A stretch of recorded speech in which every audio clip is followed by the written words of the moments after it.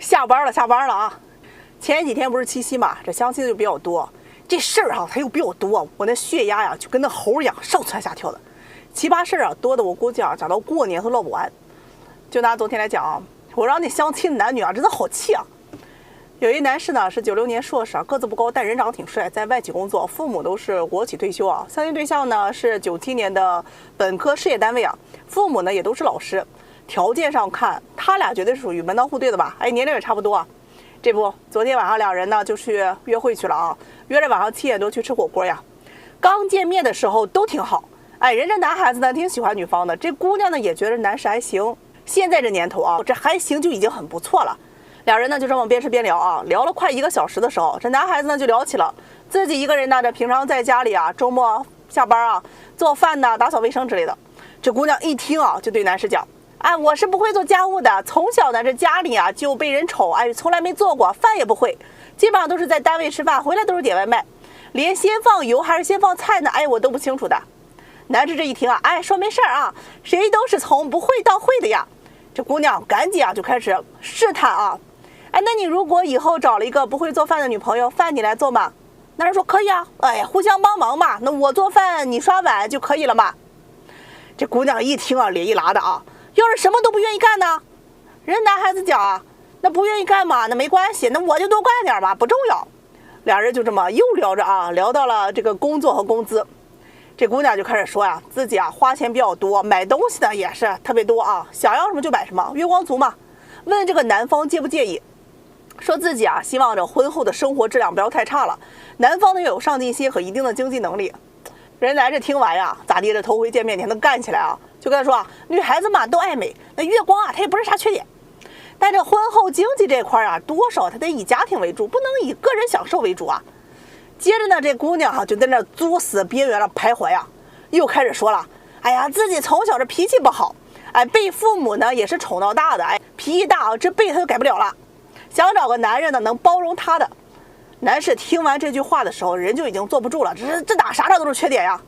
这姑娘呢也不是一直都说自己缺点，她就是那缺点优点交替着不停的输出一会儿说自己脾气不好，又说这种性格呢是没心眼儿，一会儿呢说自己不做家务不做饭，又说自己性格温柔很顾家，给男士最终给搞崩溃了找了个理由真的去了趟厕所跑了，真的是跑了。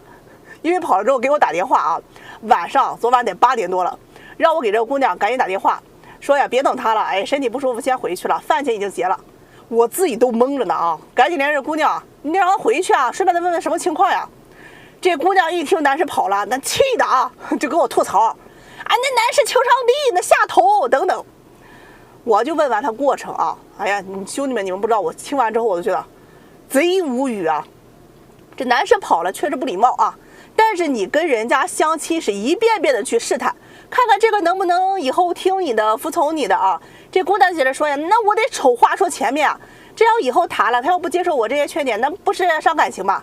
明明都是些免责协议不平等条款呀，我就没见过你这样式的都说相亲得收着点，你脾气不好的我还得装装的装温柔的，你这上来就说一堆缺点，傻逼他能接受你们是不知道把我给气的我说老弟们你们就得记住，但凡跟你相亲期间说自己是这儿不好那儿不好的一堆缺点的言外之意就是你跟我谈，你就得要接受我又懒又馋脾气还大，老娘就这样。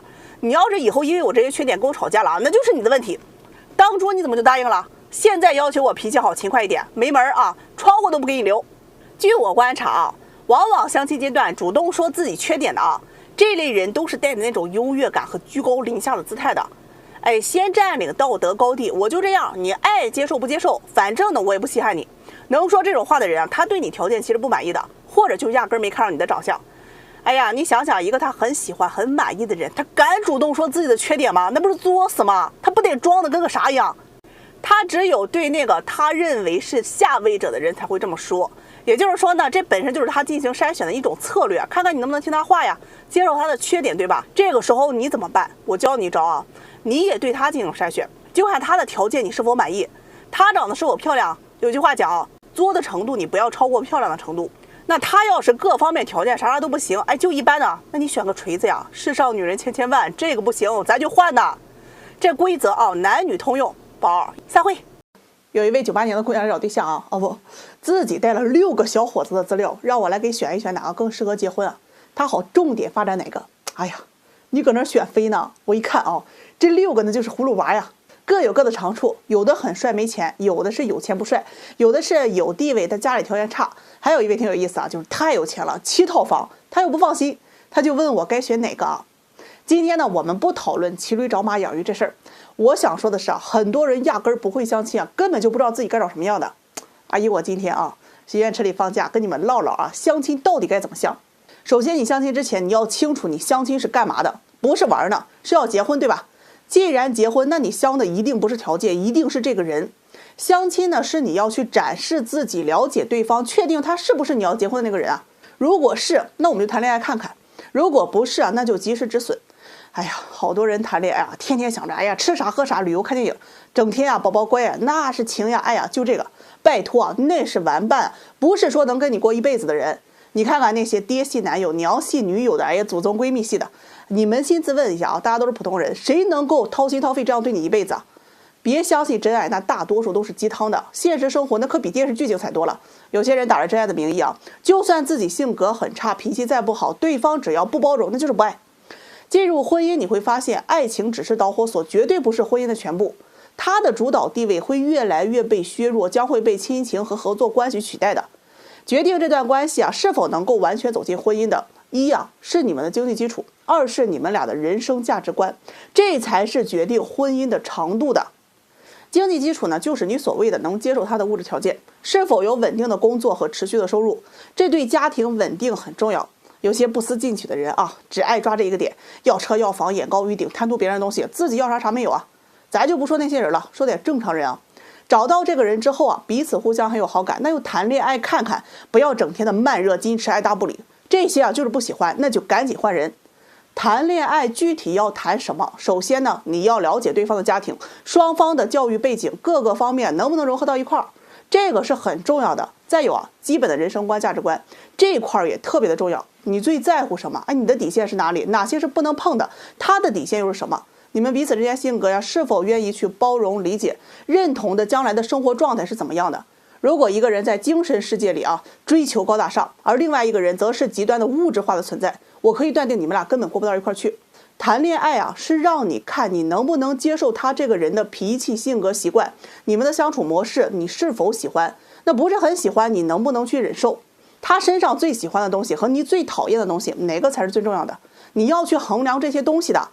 生活习惯是可以磨合的，哎呀，你吃辣，他吃甜都可以的。他打呼噜你也能适应，他懒你勤快也可以接受啊。可大脑里面这些思维意识是很难磨合的。大家都是成年人了，基本的东西都已经成型了。你要记住一点啊，所谓一方愿意为另一方去改变，凭什么呀？爱你啊，一辈子吗？哎呀，别搞笑了，这真的不亚于一次轰轰烈烈的给你洗脑一辈子。有些观念是改不过来的，成年人嘛，只选择不教育。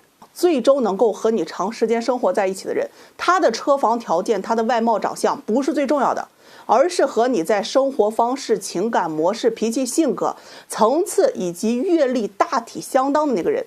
所以啊，不要去相亲把对方的条件看得太重，一定要把这个人看得很重要，看一看他的人生价值观呀和你是否对等。还有啊，奉劝那些啊一天天不思进取还幻想着去找那完美另一半的人，认清楚现实吧。不要自己什么都没有，就想找那什么都有的，整天说自己单身的原因啊，那就是宁缺毋滥。想想真的有点搞笑啊！凭什么人家完美的伴侣会跟你在一起啊？人眼瞎呀！